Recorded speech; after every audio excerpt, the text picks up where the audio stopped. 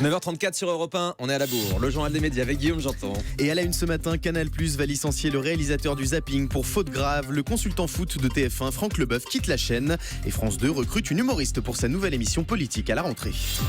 Allez, on commence avec Canal+, qui va licencier le réalisateur du zapping pour faute grave. Alors que la dernière du zapping avant sa disparition a été diffusée il y a quelques jours sur Canal+, la chaîne a indiqué hier avoir engagé une procédure de licenciement à l'encontre de Patrick Ménet, le réalisateur de la pastille quotidienne.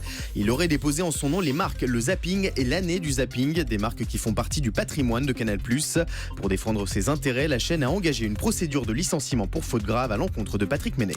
Canal+ toujours, le producteur historique des Guignols, Yves Le Roland, va quitter ses fonctions. Selon les Arocs, Yves Le Roland, le producteur historique des Guignols, ne sera plus en charge de l'émission satirique de Canal+ à la rentrée. Yves Le Roland ne quitte pas le groupe pour autant, une nouvelle mission lui sera confiée la saison prochaine.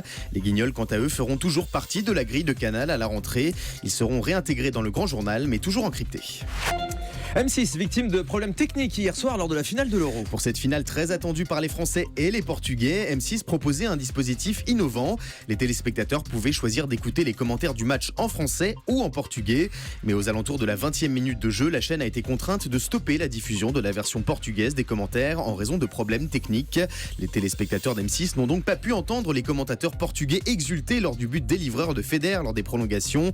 En revanche, à la télé portugaise, pas de problème technique et les commentateurs étaient très en forme.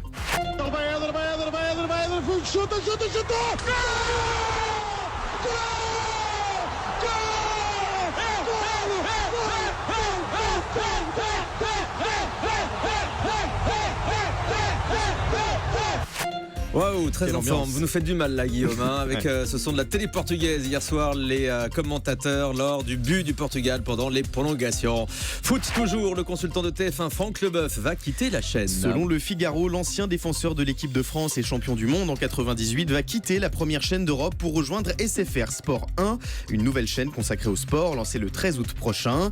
SFR Sport 1 a également fait appel à d'autres grands noms du ballon rond comme Christophe Dugarry, Jérôme Rotten ou encore Jean-Michel Larquet.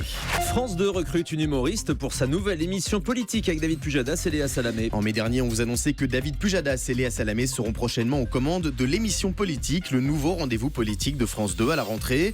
Le Figaro révèle que l'humoriste Charline Vanhoenacker interviendra dans le programme. Elle proposera un billet d'humeur à la fin de l'émission pour mettre un peu d'humour dans les débats. Charline Vanhoenacker est connue des téléspectateurs de France 4 où elle a présenté un talk-show décalé. Et puis on en sait plus sur Mille et une vies, la nouvelle émission de Frédéric Lopez sur France 2. À la rentrée, Frédéric Lopez incarnera une nouvelle émission quotidienne de témoignages diffusée l'après-midi sur France 2. Sur les réseaux sociaux, la chaîne a révélé que Mille et une vies ne sera pas tournée en plateau, mais dans une maison chaleureuse en pleine campagne. Un lieu propice à la confidence qui n'est pas sans rappeler une autre émission de Frédéric Lopez sur France 2, La parenthèse inattendue. Les journalistes de Mediapart et du Petit Journal interdit d'accès à la fête de Marion Maréchal Le Pen dans le Vaucluse. Ce week-end, Marion Maréchal Le Pen organisait un grand rassemblement dans la ville frontiste du Pontet. Alors que Marine Le Pen s'est invitée à l'événement, plusieurs journalistes de Mediapart et du Petit Journal de Canal+ ont été interdits d'accès.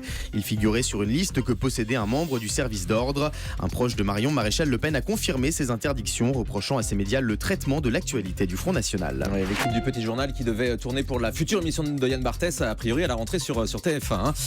Stéphane Bern a ouvert un musée. Absolument, l'animateur de France 2, passionné par notre histoire et notre patrimoine, s'est personnellement investi dans la restauration d'un collège religieux pour en faire un musée. Depuis quelques jours, le collège royal de Thiron-Gardé est ouvert au public. On peut y admirer des tableaux et des objets du 19e siècle, mais aussi de somptueux jardins. Toutes les informations sur ce musée sont disponibles sur le site de l'animateur. On termine avec le chiffre du jour. 6 comme la 6e saison d'En Famille. Alors que la 5e saison de la série française réalise actuellement de belles audiences sur M6, la chaîne a décidé de renouveler En Famille pour une saison 6. Selon Le Parisien, l'une des intrigues de ces nouvelles saisons sera l'évolution d'Antoine et Chloé, les deux adolescents de la série qui pourraient quitter le nid familial. C'était le journal des médias de Guillaume Janton.